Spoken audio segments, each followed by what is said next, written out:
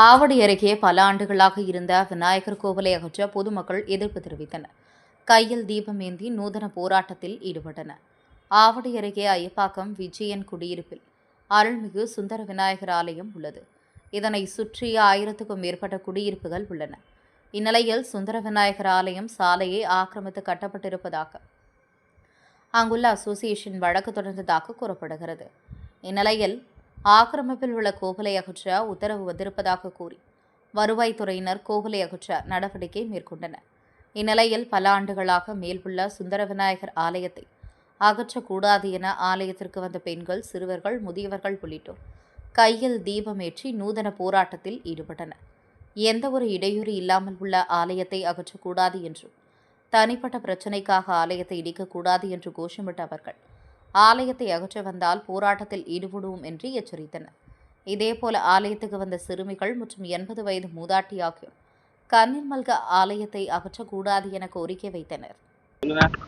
எனக்கு வயசு 83 வயசு ஆகுதுங்க. நான் வந்து விஜயன் பிளாட்டினாக்கு வந்து 7 வருஷம் ஆகுது. இந்த கோயிலுக்கு வந்தது எனக்கு அவ்வளவு சக்தி அவ்வளவு கொடுத்துருக்காருங்க. எனக்கு அவ்வளவு காரியங்களை நல்லபடியா நடத்தி கொடுக்குறாரு. அவனை இடிக்க போறாங்கிற விஷயமே எனக்கு காலையில தாங்க தெரியும். பட்ட உடனே என் உடம்பே ஆடி போச்சுங்க.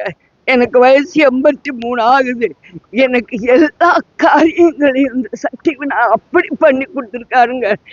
அவரை இடிக்கிறது எனக்கு கொஞ்சம் கூட இது இல்லைங்க. தயவு செய்து எல்லாருமா சேர்ந்து எல்லாரும் ஒரு அனுக்கிரகம் பண்ணுங்க. அவர் கோயிலை இடிக்க இது பண்ணாதீங்க. எப்படியாவது சொல்லுங்க, நான் வேண்டி கேட்டுக்கிறேங்க. இந்த சுந்தர விநாயகரை என்னால மறக்கவே முடியாதுங்க. இங்க 674 வீடு இருக்குங்க சார். 1000க்கு மேல 2000 மக்கள் இருக்காங்க. இப்ப ஹிந்துக்களுக்குன்னு பார்த்தா நம்ம இங்கதான் வரோம், சரிங்களா? மற்றபடி யாராவது என்ன நவராத்திரி கொழு வச்சாங்கன்னா அவங்க வீட்டுக்கு போவோம். மற்றபடி வேற இது என்ன எல்லாமே இது வந்து தனி ஐலாண்ட் மாதிரி ஆயிடுச்சு.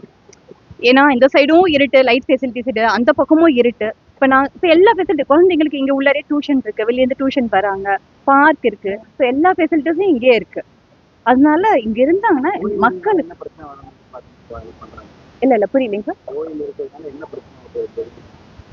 அதுதான் சார் பிரச்சனையை வந்து பேசி தீர்த்துக்கணும் தவிர கோயில் இடிக்கிறது ஒரு பிரச்சனைக்கு சால்வ் ஆகாதுங்க சார். அதுதான், வேற ஒண்ணும் இல்லை.